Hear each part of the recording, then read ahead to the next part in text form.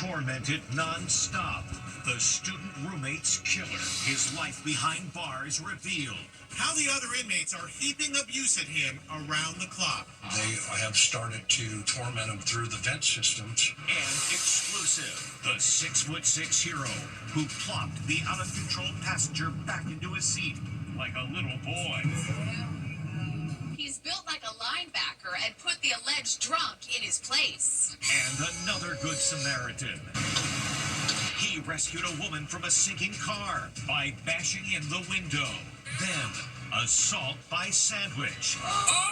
Aimed at federal agents on the streets of D.C. Chased down after chucking his foot-long Subway sandwich at cops. Plus, showgirl Taylor. The eye-popping new photos as she packs on the PDAs. Oh my gosh. Plus, the startling new Charlie Sheen documentary. Winning! Inside the Inside Edition video vault. His 6-month fall into oblivion. One crazy episode after another. Well, hello, duh. And how this student made a reported $1 million during her time in college. You've made a decent amount of money. And why they're calling her the Queen of Bama Rush. Now, Inside Edition. Hello, thanks for joining us. I'm Mary Calvi. Not that he's going to get any sympathy, but life in prison for Bryan Kohberger, who slaughtered 4 University of Idaho students, is even worse than he anticipated. The quadruple murderer is complaining to guards that his fellow inmates are making his life hell, tormenting him with nonstop taunts and screams. Jim Murray reports. The monster sentenced to life without parole for the brutal murder of 4 college students says he's being tormented by other prisoners. Bryan Kohberger says he's being kept awake behind bars by non-stop taunts from the other inmates. 30-year-old Kohberger is in solitary confinement for his own protection and has no direct contact with any of the other inmates. But apparently they're still finding a way to get inside the cold-blooded killer's head day and night. He's in their world now. Former homicide detective Chris McDonough says his sources at the Idaho Maximum Security Institution tell him inmates are taking turns targeting Kohberger. They have started to torment him through the vent systems within inside of the block where he's being held. They can, take water out of the toilets, believe it or not, and they can talk through the toilet from one cell to the next. Kohberger is incarcerated in the SHU, or Special Housing Unit. He's in a cell 23 hours a day and is taken in shackles to exercise inside a cage for 1 hour each day. He's surrounded by the worst of the worst, and they hate him. They've got nothing to lose, so, they can just torment him as much as they want psychologically. He's not in any physical harm, so would or should the prison care? I think the prison cares, but I don't think they can do much about it. Kohberger complained to guards about the treatment he's getting. A prison spokesman tells Inside Edition, "We are aware of Kohberger's complaints about what he considers taunting. Idaho Department of Corrections security staff maintain a safe and orderly environment for all individuals in our custody." At his sentencing, the mother of victim Kaylee Gonsalves predicted that the other prisoners would make his life miserable. Your fellow inmates are anxiously awaiting your arrival. Hell will be waiting. Looks like her prediction is coming true.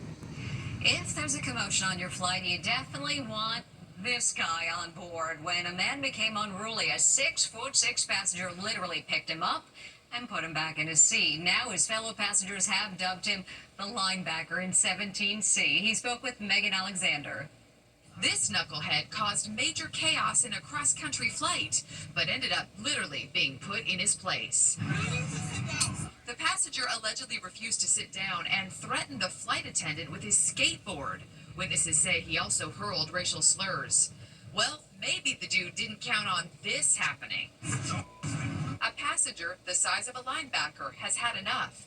Watch as he takes hold of the unruly passenger, then visibly lifts and slams him back into his seat like a child, followed by a few choice words.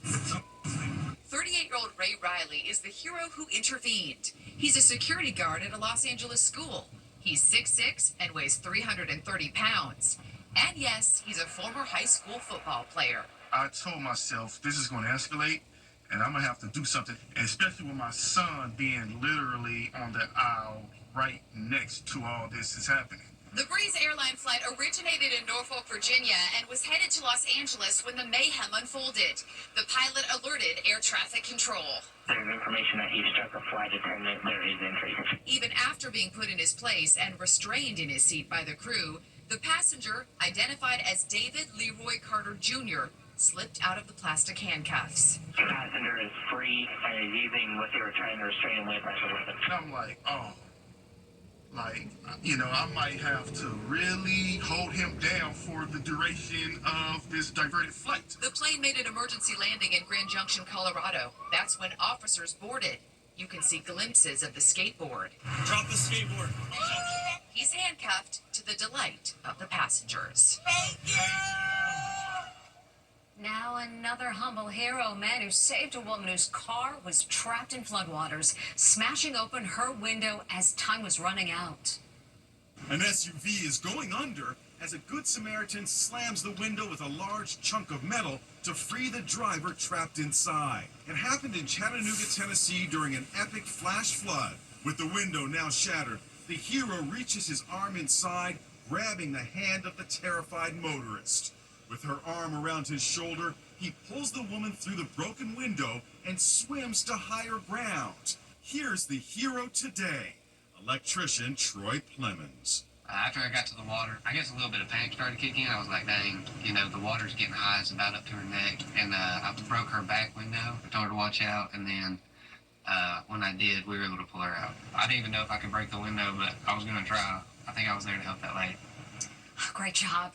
Swifties are basking in the afterglow of Taylor Swift's 2-hour-long appearance on her boyfriend Travis Kelce's podcast. Taylor's promoting her new album, The Life of a Showgirl, and as Allison Hall reports, she definitely looks the part. Taylor Swift, Showgirl. The pop star revealed the cover art for her new album, The Life of a Showgirl. She's submerged in a bathtub in a bejeweled dress. She also posted sexy photos celebrating the album. Here she strikes a sultry pose wearing a crystal-embellished bra top with a nude lining. And here she's draped in pink ostrich feathers wearing a short black bob. The sexy photos were posted last night at the same time that Taylor was appearing on her boyfriend Travis Kelce's New Heights podcast. Taylor opened up like never before about how she felt when Travis tried to woo her. This kind of felt more like I was in an 80s John Hughes movie and he was just like standing outside of my window with a boombox just being like, I want to date you. Yeah. Do you want to go on a date with me? I made you a friendship bracelet. Do you want to date me? Just come outside and meet me. Just meet me once. Just give me a chance. During her 2-hour appearance last night, Taylor and Travis packed on the PDA, and Swifties are loving it. Crying. That was unbelievable. Almost 2 hours of Taylor Swift talking on a podcast. To the people that are newer to the Taylor Swift fandom, I just want you to understand how rare this is. An emotional moment came when Taylor talked about regaining ownership of her first 6 albums. I get a call from my mom and she's like, you got your music. Yeah. And so sorry that this is... Taylor set a new record for the podcast with over 8.7 million views.